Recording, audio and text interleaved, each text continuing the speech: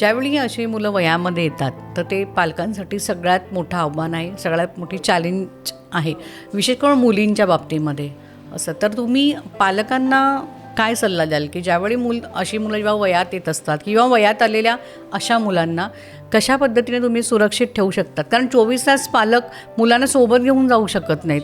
नोकरी करणारे, नोकरी तर आवश्यकच आहे, कारण या मुलांना सांभाळणं, या मुलांसाठी खर्च म्हणजे खर्च, पैशाची गरज आहे.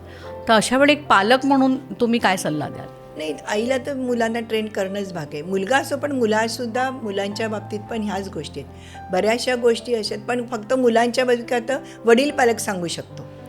आणि मुलींच्यासाठी आईला, म्हणजे आईला सक्षम राहायलाच पाहिजे. जरी ती नोकरी करत असली तरी तिने मुलीला ट्रेन हे करायलाच हवं की आपण कसं वागायला पाहिजे, कसं ठेवायला पाहिजे, कसे कपडे घातले पाहिजे. या मुलांना समजतं आपण सांगितलेलं सगळं? होय होय, सगळं समजतं. हो हो, म्हणजे त्या पद्धतीनेच सांगायला लागतं, सोप्या भाषेमध्ये, सोप्या पद्धतीने सांगायला लागतं की हे असंच होतं, मलाही झालं, ताईला पण झालं, आईला, आजीला पण झालं. मग आम्ही घरातल्याच आपल्या भगिनी ज्या असतात त्यांना सगळ्यांना सांगतो की तुम्ही पण तुमचे अनुभव मुलींना सांगा की हो आम्हाला पण असं होणार नाही, असं नाही.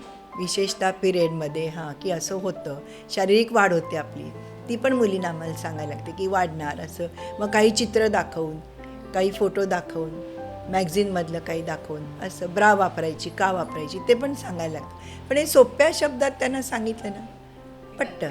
पण फक्त 2-3 महिने सतत सांगायला लागतं. संपूर्ण व्हिडिओ पाहण्यासाठी ओनली मानिनी चॅनलला जरूर भेट द्या.